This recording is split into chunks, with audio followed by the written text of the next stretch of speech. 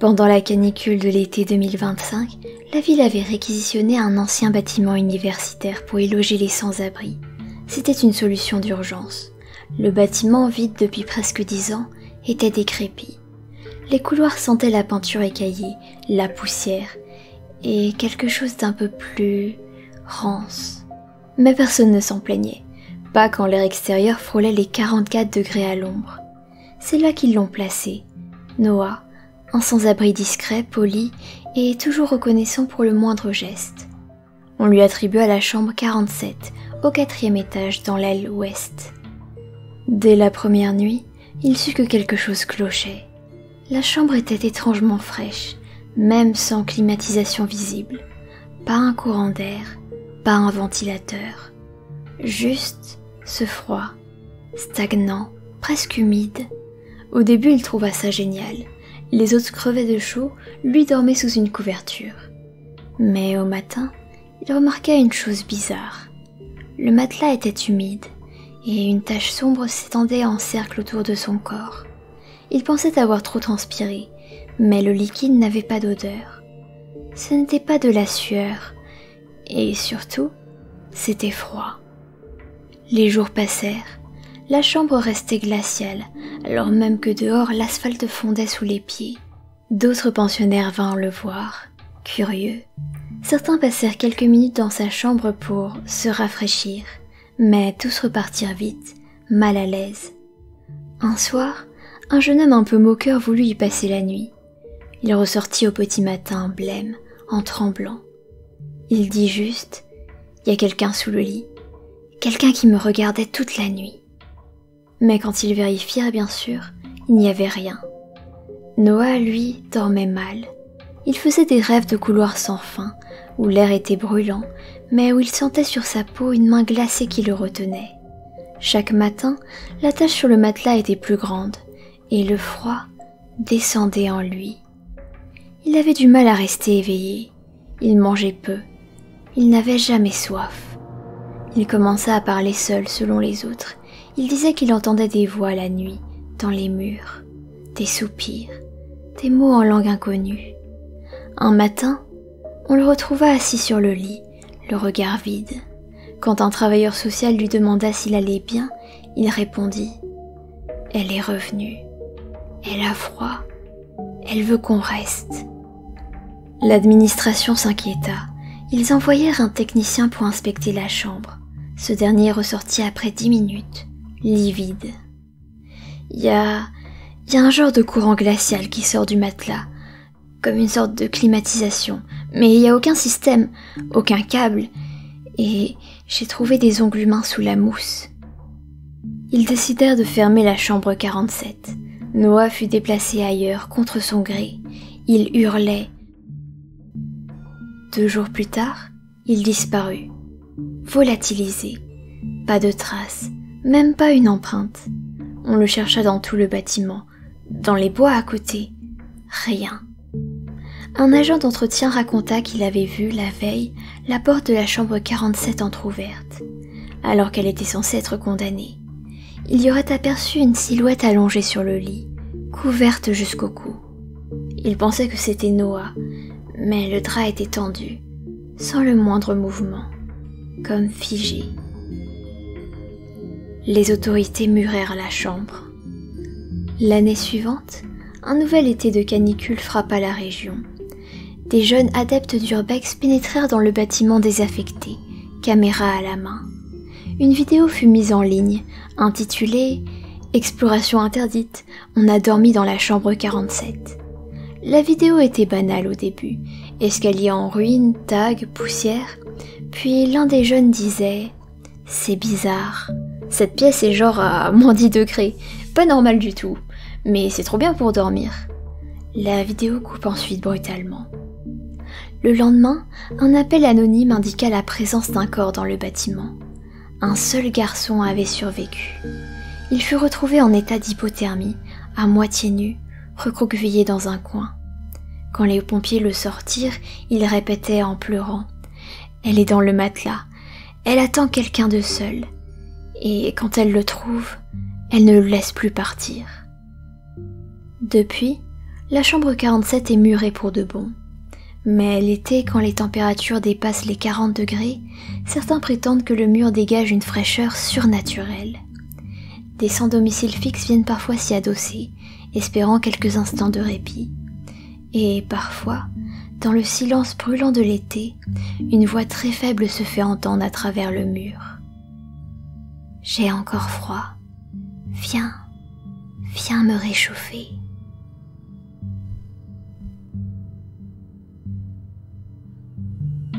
L'alerte rouge. L'été 2025 avait commencé comme les autres. Trop chaud, trop sec, trop long. Mais le 15 juillet à 14h tapante, chaque téléphone de France vibra en même temps.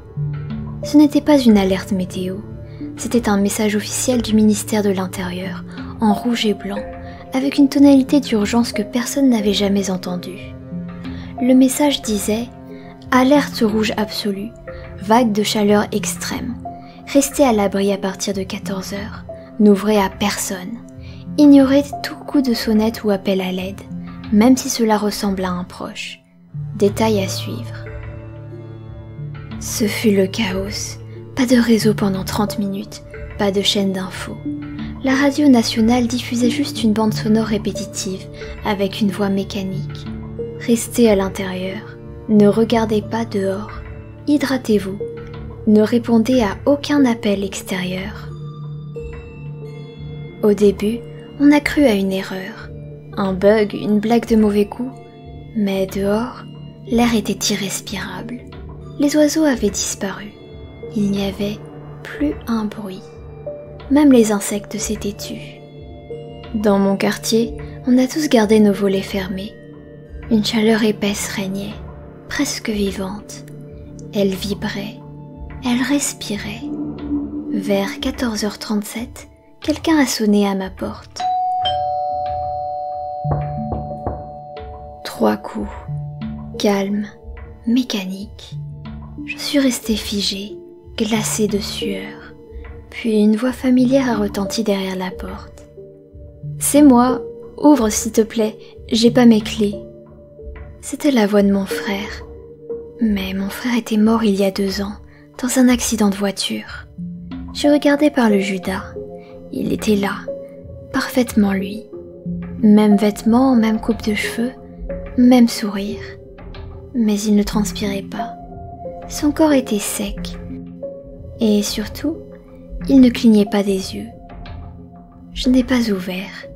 Il est resté planté là pendant 2 heures, sans bouger. Puis il a dit calmement: « Bon, toi aussi tu finiras par avoir soif. Je t'attendrai. » Et il est parti en silence. Le soir, le réseau est revenu brièvement. Un journaliste indépendant en direct sur un vieux live YouTube expliquait que des entités étaient apparues à travers le pays. Elles se faisaient passer pour des proches, des voisins, des enfants. Elles copiaient les souvenirs, la voix, même les tics de langage. Mais leur peau était sèche et lisse, comme du cuir oublié au soleil. Certains disaient qu'elles fondaient si on les exposait à de l'eau. D'autres affirmaient qu'elles hurlaient si on les regardait fixement. Puis la vidéo a coupé net, écran noir. La nuit est tombée, la chaleur ne descendait pas, aucun vent. Le silence était devenu étourdissant, comme s'il absorbait les sons. À 2h du matin, j'ai entendu des pas dans l'escalier, lents, réguliers, puis des dizaines de coups à toutes les portes du palier. Et des voix identiques à celles de mes voisins, de mon père, de mon ex, tous morts ou absents. Certains dans l'immeuble ont ouvert, par curiosité, par peur, par erreur. J'ai entendu leurs cris, puis plus rien. Le lendemain, la ville était vide. Pas un chien, pas une voiture, juste une lumière blanche aveuglante et l'odeur de cire chaude dans les rues. Je suis sortie, par soif, par fatigue, par folie peut-être. Il y avait des gens debout dans la rue, raides, sourires figés, habillés comme des proches que j'avais connus. Tous regardaient les fenêtres, attendaient qu'on sorte. Certains avaient fondu, laissant des traces au sol comme des statues de cire effondrées. Il faisait 52 degrés.